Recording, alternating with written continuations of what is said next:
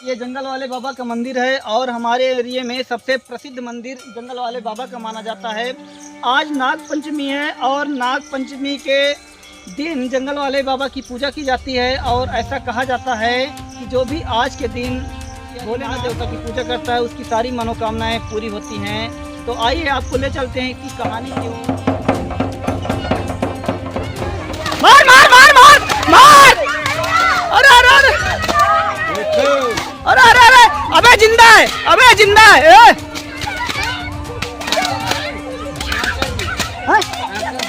हाँ, भारत देश में कई सारे ऐसे त्योहार मनाए जाते हैं जिनमें से एक ऐसा भी त्योहार है जिसका नाम है नाग पंचमी।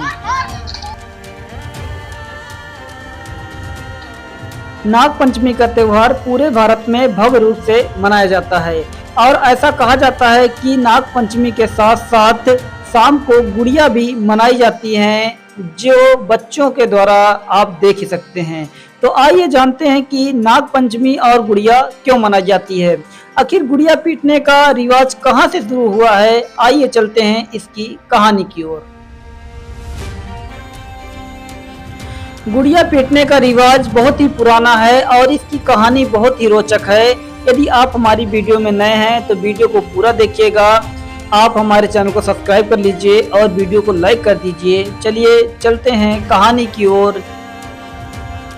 ऐसा कहा जाता है कि एक घनघोर जंगल में शिव जी का एक विशाल मंदिर बना हुआ था, जहां पर गांव का एक लड़का नित्य जा करके शिव जी की पूजा करता था। और ऐसा कहा जाता है कि उसी शिव जी के मंदिर में एक काला नाग भी रहता था, जिसे बच्चा डेली देखने के लिए और पूजा करने के लिए उसी मंदिर में जाया करता था।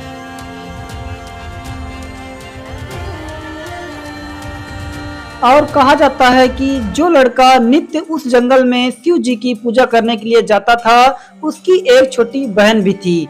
तो वह डेली नाग की पूजा करने के लिए जाता था और जब नाग की पूजा करता था तो कहा जाता है कि नाग आकर के उस लड़के के पैर में डेली लिपट जाता था।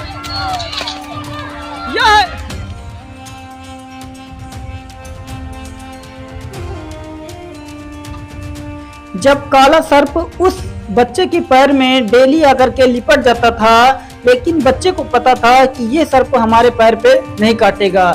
उसका डेली का आना जाना लगा रहता था और डेली पूजा करने के बाद वह सर्प उसके पैर पे लिपट जाता था। बच्चा उसी के साथ खेलता था और खेलने के बाद कुछ समय बाद वो घर वापस आ जाता था। एक दिन उसकी छोटी बहन ने देखा कि हमारा भाई रोज शाम के समय कहाँ जाता है। एक दिन उसकी छोटी बहन अपने भाई का पीछा करते करते उस घनघोर जंगल में पहुंच गई जहां पर शिव मंदिर बना हुआ था। और उसका भाई जब मंदिर में प्रवेश करता है तो उसकी बहन वहीं पर छिप जाती है।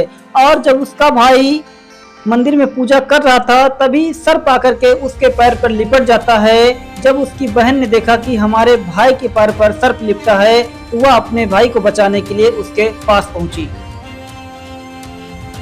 जब उसकी बहन ने देखा कि हमारे भाई के पैर में एक सर्प लिपटा हुआ है, उसे काट न ले, तो उसने एक लाठी उठाई और सर्प को इतना मारा कि वह सर्प वहीं पर मर गया था। उसकी बहन को ये नहीं पता था कि सर्प उसके भाई के पास सिर्फ खेलने के लिए आता था, ना कि उसे काटने के लिए। लेकिन उसकी गलती के कारण उसकी जान चली गई। जब सर्प की जान चली जाती है तो पूरा गांव इकट्ठा हो जाता है। सभी गांव वालों ने कहा कि सर्प भगवान का रूप होते हैं, इसलिए इस लड़की को दंड मिलना चाहिए। लड़की ने कहा, मुझे अनजाने में यह गलती हो गई है, मुझे नहीं पता था कि सांप हमारे भाई के पास खेलने के लिए आता है, इसलिए मुझे ना मारा जाए। तो गांव वालों ने एक डिसीजन लिया, उसे गुड़िया बना करके वहीं पर पीटा गया था। तभी से त्योहार शुरू होता है, जहां से नाग पंचमी का रहस्य खुलता है। ऐसा कहा जाता है कि आज नाग पंचमी है, आज 9 अगस्त है और आज सावन का पावन महीना है। और सावन के पावन महीने में शिव जी की आराधना की जाती है और ऐसा कहा जाता है कि जो भी भक्त लोग शिव जी की सारी मनोकामनाएं पूरी होती हैं। तो नाग पंचमी के दौर के दिन आज हम आपको ले चलेंगे हमारे एरिया में सबसे प्रसिद्ध मंदिर है जंगल वाले बाबा का। और जंगल वाले बाबा में ऐसा माना जाता है कि यहाँ पर दूध चढ़ा करके सभी भक्त लोग अपनी आराधना को पूरी करते हैं, जिसकी वजह से उनके सारे कष्ट दूर होते हैं, ऐसा सभी भक्त लोगों का कहना है। तो आपको बता दें कि जंगल वाले बाबा में एक ऐसा प्रसिद्ध मंदिर है जहां पर उनकी मनोकामनाएं आज भी हमारे क्षेत्र में छाई हुई हैं।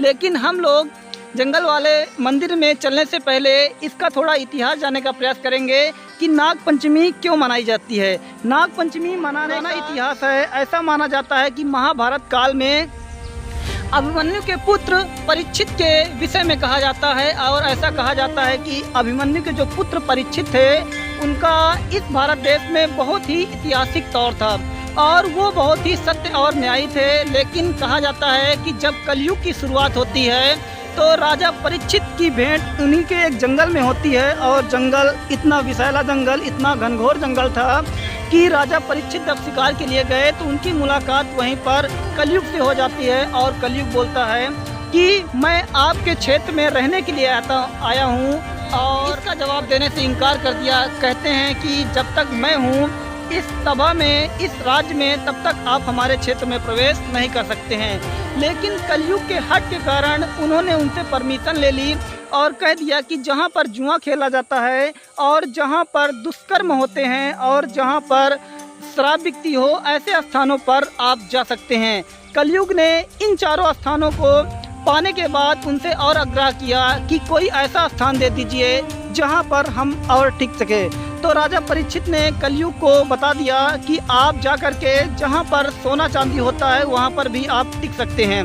तो परीक्षित एक सर का सोने का था, और ऐसा माना जाता है कि उस सोने के मुकुट में कलयुग ने जाकर के उनके सर पर प्रवेश कर लिया, और करने के बाद उनकी बुद्धि भ्रष्ट कर दी, और धीरे धीरे आगे चलने के बाद वो पूरे जंगल में शिकार के लिए घूमते रहे, लेकिन कोई शिकार नहीं मिला। लास्ट में उनको प्यास लगती है, और प्यास लगने के कारण वो उसी वन में भटक रहे थे, और उनको एक ऐसा आश्रम मिला जहाँ पर एक मुनि तपस्या कर रहे थे। मुनि का नाम यम था।